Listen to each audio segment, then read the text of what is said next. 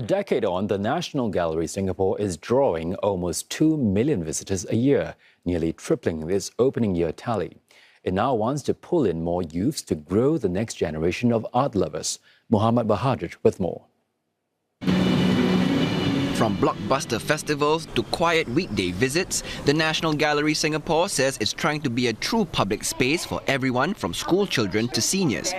In an interview with NGS CEO Eugene Tan, he tells me what's the most meaningful public good it's built over the past decade. So when we opened in 2015, it was the first time anywhere in the world that we had two long-term galleries devoted to the art histories of Singapore and Southeast Asia. And this has really been our kind of fundamental base from which we've then used to foster greater appreciation and understanding of art amongst our publics, both in Singapore and Southeast Asia. This happens through our very popular programs such as our Light to Night Festival and Children's Biennale, each of which receives over 1 million visitors each edition. And this helps us to make art much more accessible to different publics. And the outlook for footfall seems promising. The National Gallery Singapore has been able to go beyond pre-pandemic levels, with attendance reaching nearly 2 million in 2024. Still, the gallery is making sure to sustain its visitorship, with one way being more engagement with the next generation. And this is a problem also faced by a lot of museums, particularly youths. And so to this end, we've got initiatives such as Collective, which is a group of youths within the gallery who then recruit other youths to create programs for young people. We also use social media a lot. So for example, a post that we did using Gen Z language, slang, reached over 9 million visitors, 9 million viewers, sorry. And this also helps to bring younger audiences to the gallery. Because the youths are really the future of our society. Hey besties, time to enter your artsy era. It's lit. One expert says that museums like NGS can double as spaces to build communities, especially for the youth through forums and conversations. The youth are bringing their concerns, but also their creativity and criticality into the museum. These are very important to give our youth a sense of participation and agency so that they do feel that they are co-writing the next chapter, whether of art museums or framing our identity as Singaporeans.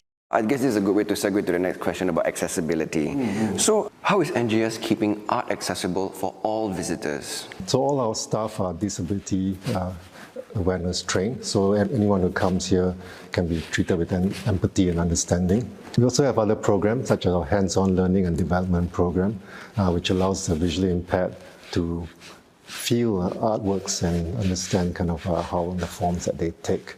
We also have special programs such as Art With You for dementia and their caregivers as well.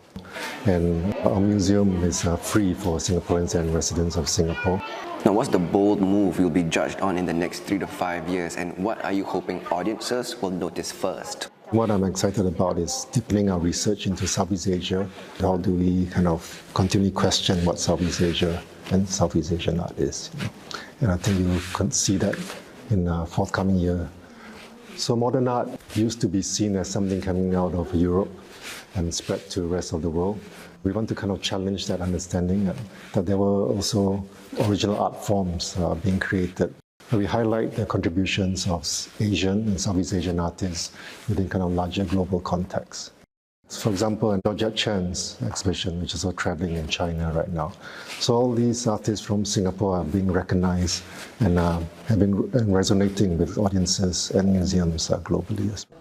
And you can see this through Singapore Stories.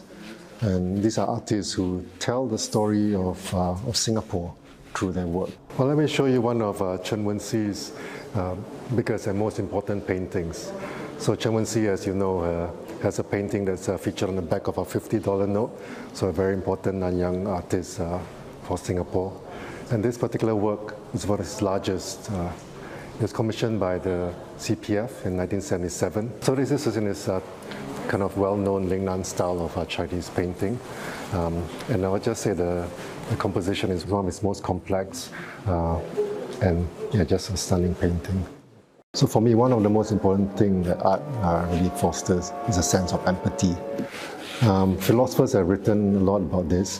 When you look at an object of beauty, you forget yourself and you kind of think about the object that you're seeing. But also, artists present different perspectives of the world. It also provides visitors with a sense of agency, that seeing the world in a different way means that a different world is also possible.